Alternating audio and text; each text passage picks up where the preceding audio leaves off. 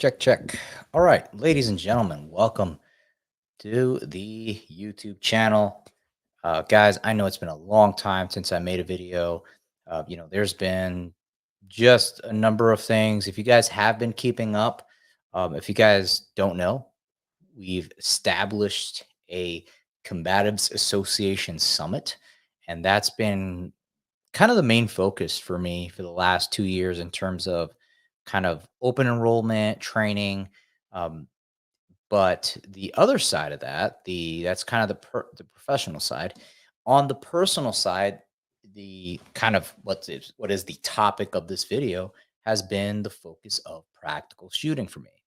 I started doing that going on about 2 years now, and a lot of where that came from was that during the COVID era, or even the post-COVID, um, a lot of people they took to the internet to kind of either talk about what it is that they're doing, or they picked up new hobbies, and a lot of that really came down, at least within the spaces I run in, was practical shooting.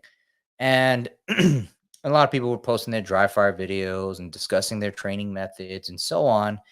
However, you had some people that came into this uh, really swinging for the fences and just decided that they're going to give the industry, or even if you want to call it that, it's not really industry. If we're being honest, it's more, this is a business, right? Like the industries have standards and governing bodies and so on, and that are objective. This is not that. This is a business where most of the model is like spaghetti thrown at a wall next to people who just happen to like Italian. So you have a lot of people. I mean, this is kind of funny, but in the personal defense business, you have people that are essentially saying that they are self defense or fighting experts that don't know how to fight, right? Like that's totally true. And on top of that, I mean, now that I've been doing practical shooting for the last 2 years, now I've learned that not only there a lot of people who are gunfighters that don't know anything about fighting, there are a lot of people who also don't know anything about fighting or shooting. And a lot of that really became illuminated to me when you have people like Mike Pannone, Matt Pranka, Ben Stager, and Chris Palmer really challenging all of us, everyone who wants to say that they're an instructor, who teaches something, especially with some type of tactical situation in mind, really challenging us to step our game up and really doing something, putting ourselves in the vulnerable position of being racked and stacked in a field of competitors. And and to be honest, and I personally, at least this is the way I interpreted the conversations.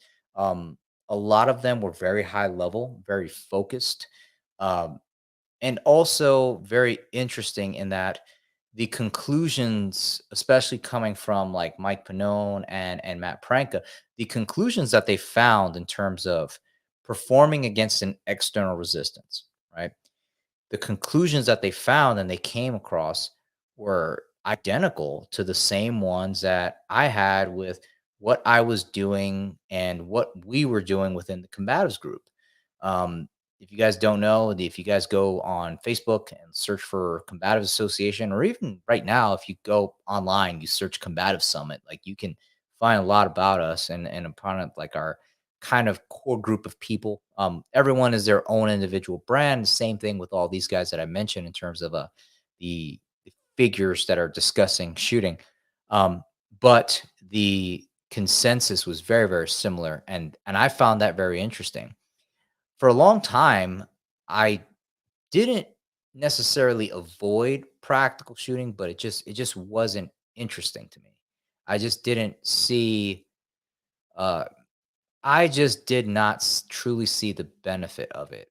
I just kind of, and a lot of it really just came down, I guess, to the people I was talking to, and just kind of like how it was explained to me.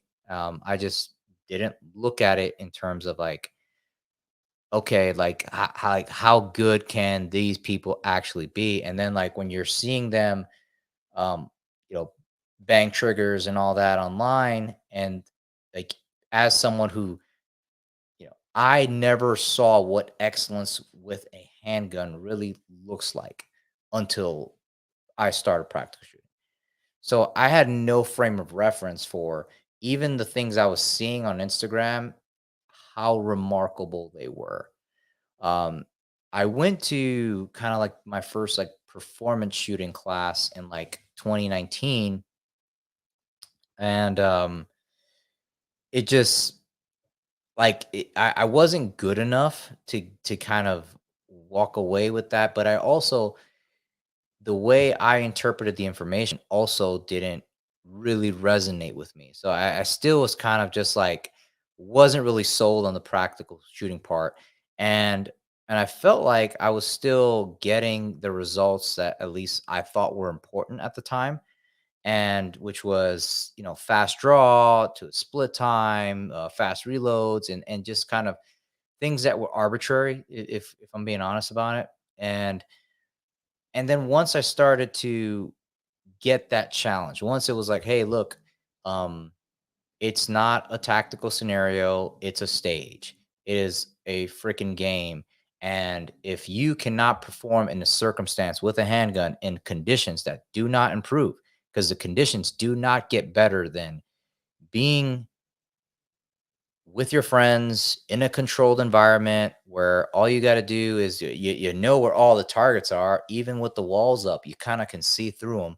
So the conditions don't get any better than that. How do you expect to perform in a tactical circumstance?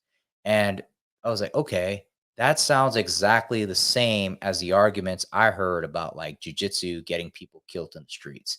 It's or like, hey, look, I'll go dirty or something like that. Like if you can't beat me with rules, then there's no way you're going to beat me without them. Like just because you go dirty, like if you do that, I can do that too, and I'll do it from a position of control. So all the same arguments that you hear people that they avoid combatives, they avoid jujitsu, they avoid any kind of training against an external resistance. They permeated practical shooting, and that's what I heard when I was listening to these guys talk, as well as look, if you're an instructor, you're a person who teaches people how to pull triggers in circumstances that couldn't be any worse, where their life is on the line. Like there isn't really a good reason why you shouldn't be classified, or at least have some kind of running record online that says, hey, I can actually perform the thing that I say I'm good at. And like, I don't see that as controversial either. Like, okay, that makes sense to me. That's something, okay, I see the value here.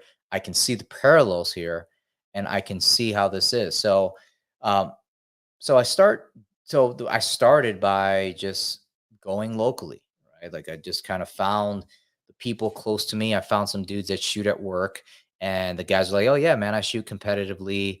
And I was like, "Well, what class are you?" And one of the guys I worked with, he was an A class shooter, and he's like, "Oh yeah, my friend Christian, he's a GM." And I was like, "Okay, I don't know what that means."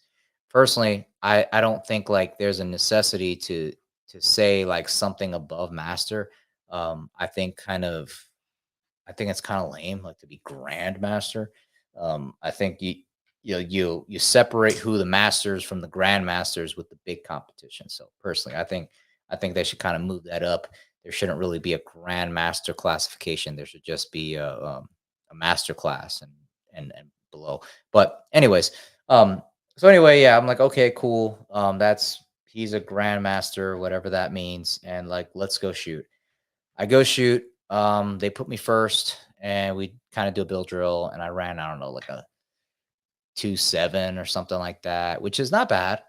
But then Dennis and Chris go, and they burned that shit down. Like both of them sub two. And and I thought like, okay, A class was a skill within my reach. It wasn't. And GM, as far as Chris, like that, his level of skill was like way outside of my reach. Like he's doing things live that I can't do dry. Like the like two reload two. I've been struggling to get that at a 1.8 for a long time, 1.8 seconds. And he's able to do that live and faster than that. I think like 1.4 or something like that, which is pretty absurd. If you understand what you're looking at, and if you understand that, like that's like he can do that with through the distraction, through the movement of the gun, the sound of the recoil, all that stuff, perform at that level, and I just can't. I just can't. Um, so what I thought was something that was like Boy Scouts, which is like, okay, this is good for me, but it's pretty dorky. It was actually much more like a martial art, and that's really what I discovered with USPSA, that that shooting is truly, at least practical shooting is truly, it's a martial art. It is a martial art that covers the general skills associated with shooting. Not necessarily a tactical circumstance. There's not a kind of specific frame of reference in which the game is built around. It's just mainly, can you put the rounds where you want them to go as fast as possible? And the mechanism for which we do that is these targets that let's get that here actually. I've got these half side. The mechanism for how we do that is these targets. And the main point, or the most points, you get 5 points for every shot in a zone, and you have your C zone and your D zone. And if you kind of connect that anatomically to something like this. Now, while this target does not have a neck or ears or anything like that, and this one does, the idea of looking at a specific spot and putting the bullets specifically where I want them to go, though that skill translates over to when I have something like this. So when I start working against the external resistance, as that changes from situation to situation, whether it's playing the game or in a real life altercation, the idea of, I'm going to put the bullets at the exact spot I want them to go, and I'm doing it in a fraction of the time required, that is a skill that is incredibly valuable to have. People will, and like, there's a lot of things being said about that in terms of like, oh, the practical shooters will sacrifice accuracy for the sake of speed. That could not be further from the truth.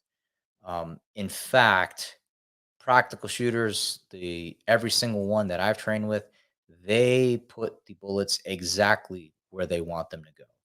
And they're just doing it way faster, and they're also willing to be okay with something within an area, as long as it's close to where it is where they want it to hit. So what does that look like, and what does that translate over to something like a kind of like a human silhouette?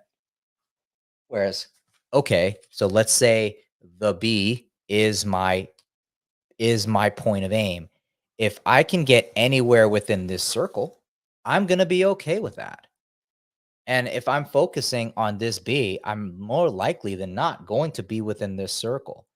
So that's not a sacrifice of accuracy by any means. I don't even know how people that were able are even interpreting that. That's kind of ridiculous. And but it goes to show me, it really does. And I hope you guys at home are taking this away, that the people who are making these criticisms, they are not even stepping up into the match. They've probably never shot a match. In fact, not probably. They have never shot a match before. 100%. Now, while you do have some people who are kind of like letting the wheels fall off and all that, but those people, they're not doing well. They like, they're not doing well in matches. They're not the model for what practical shooting is. That's not like how the game is played. In fact, it's totally against what you actually what the objective is within the game, and putting the bullets where you want them to go, and putting them as many targets as possible in the shortest amount of time possible.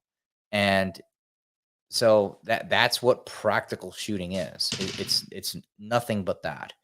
And so and what I learned about that was, okay, so this is what excellence looks like, with a handgun.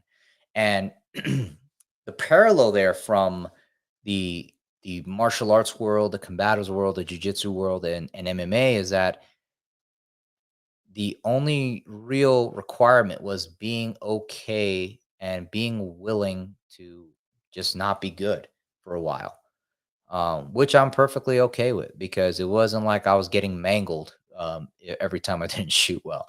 So I was okay. I got disqualified my first match. Um, in practical shooting, and I got disqualified in my first match in Brazilian Jiu-Jitsu. I mean, so it's like, okay, cool. The bar is super low. So now the only thing I've got to do is basically finish the match without being disqualified. Cool. That was what the first step one. Next thing was, okay, let me finish this match without getting disqualified and without getting any penalties, which is like, if you look behind me, you'll see these silhouettes here, and you'll see the white targets on top of the brown targets. If you shoot the white, which is called a no shoot target, you incur a penalty, which is very similar to what happens in the real world. If you shoot something that's not supposed to be shot, you get penalized for that. You will be held accountable for that. It's almost like if you are treating the game as a means to an end instead of the end itself, it's like the skills all of a sudden transpose. And that's really like, I don't understand how that goes over people's heads to the point where they are violently against practical shooting. Like, it just does not make sense to me. The other thing I'll say about from the practical shooting side is like they mostly kind of laugh off these criticisms. Like the practical shooters are not interested in really those opinions or really getting into those discussions. They'll be like, yeah, well, that's cool that you have that opinion. You're wrong, but whatever. Like, that's kind of like how the general outlook is. Like, most of them, what I thought was kind of just them being silly was just like they just don't take themselves very serious. They're willing to have a good time. They're willing to enjoy the game, and it really it revived a lot of my interest in shooting because it was almost exhausting in this business how serious people take themselves. It was like so exhausting, and like makes it hard to even interact online because it's like every time you want to talk about fighting or shooting, there's always some person, some unknown expert that comes out of nowhere that wants to kind of talk from their position of authority from what they used to been.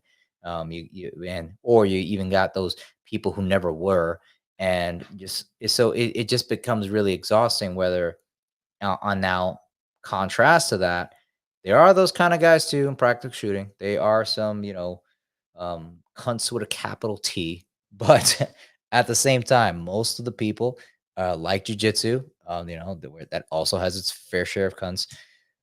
Most of them are pretty nice, pretty helpful people that just enjoy pursuing excellence in the way that they're doing it, in the way they chose to do it. And so I really really like it. As far as like taking these skills and applying them as a tactician, it has been invaluable to me because like now all the way all the everything you want to achieve in terms of like delivering energy at a certain spot with a pistol, every or with any platform, right? Everything can be um reverse engineered, almost broken down to its smallest parts, and to where there are specific areas that can be isolated, and those areas of isolation, training methods can be developed there to where you are improving. And those things that seem kind of almost we'll call it benign, have a long, like they're such an impact on the foundational skills and core skills required within the entangled circumstances that I would say that they become, well, fundamental, right? So, for instance, the draw. The draw seemed like, okay, although most practical shooters will tell you the draw doesn't really matter that much, making sure that I understand, or I'm like, okay, cool. It doesn't matter that much in this circumstance, but in that one, it matters a whole lot. Um, so, but still, like, talk to me about that. How do you actually get good at that? And you see them develop, like, well, there's these micro drills. I'll set my stopwatch to 4/10 of a second, and before, or excuse me, 3/10 of a second. And before the buzzer goes off, meaning that the stop signal, I'll make sure that I get a master grip on my pistol, right? And you can transpose that and do that with concealment as well. And like, for the concealed carrier, the draw is really important because most self-defense encounters are ended by just the brandishing of the firearm. So so that's something I was like, "Oh, wow, that's an interesting training method." And then you can start again from that that point 3 part-time, and then go from the master grip out to full presentation where you actually on your sights. The other thing I discovered or learned throughout this process, I wouldn't say I discovered, but was kind of taught to me, is when I say discovery, I want you guys, if I say that again, I want you guys to take that as like, I am learning this from people and learning this as I continue to train. Um, the the thing that came to me was the way practical shooting, at least the style of it, the target focus shooting, because like you can't transition and shoot fast enough by being very focused on the sights. So imagine, if you will, you were going to punch someone in the face. The way it's kind of traditionally taught and is like, well, the way I want you to punch, if I were to transpose like how shooting is taught with using the front sight, is like, I want you to hard focus on your knuckles first, and then making sure that the your peripheral vision has the person's face behind the knuckles, and then throw the punch. Whereas practical shooting is like, no, I want you to look at that directly at that chin. Where is it you want to hit them, and just launch your fist focused on that spot. And that's the way the shooting is done. That's the way punching someone is done. So the training method in terms of the way to target selection, meaning it's act or being picking a spot and having the bullets hit the spot, it supported the way I wanted to discuss shooting for fighting with people. And so it's like, okay, so now I have a more refined way to explain how to acquire the sites and how to use them. So that way, people who are doing this for the sake of self defense, they understand it better. And I'm able to actually get more done with the training time by saying less. So that's a big deal. Um, that is a big deal. I mean, it may, some of you like it who are not really like teaching other folks.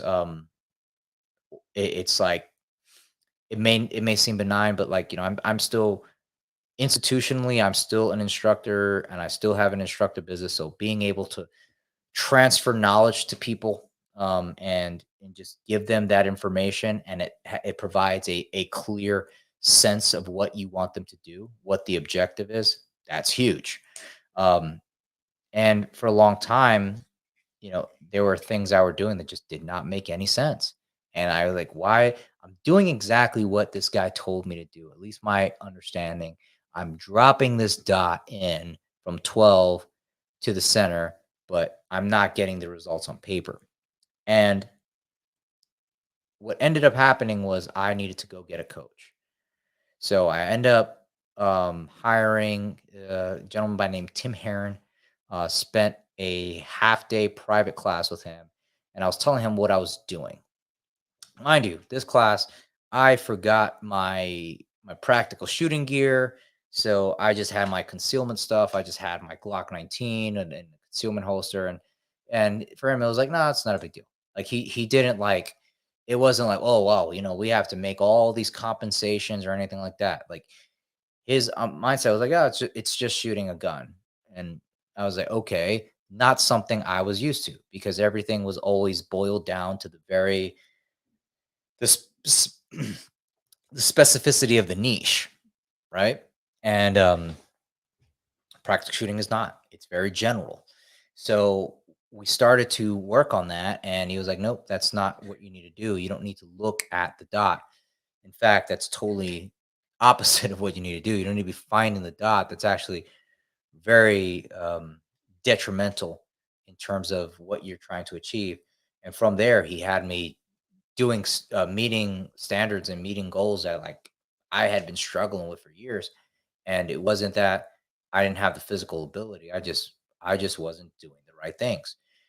So, and that's another parallel to martial arts that there are you and I mentioned earlier as far as that willingness to suck. If you have that willingness to be okay with being kind of the heel for a bit, um, but you still have the tenacity to push through. That's kind of like the only basic requirement. And the other parallel is that there are a lot of ways to do the wrong things. All right. There are a lot of ways to do the wrong things, and there are very few ways to do the right things.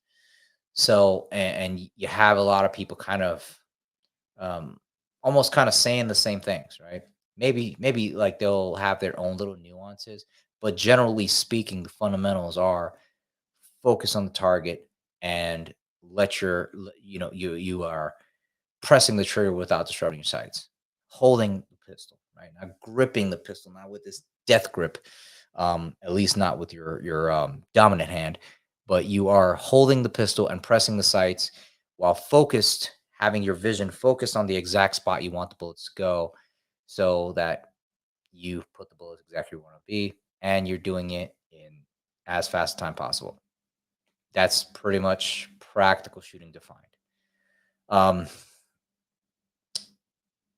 yeah, and now that I have 2 years of doing this, I feel like this is kind of a good place, a good informed opinion in terms of like what this is like and what it is and what it isn't. And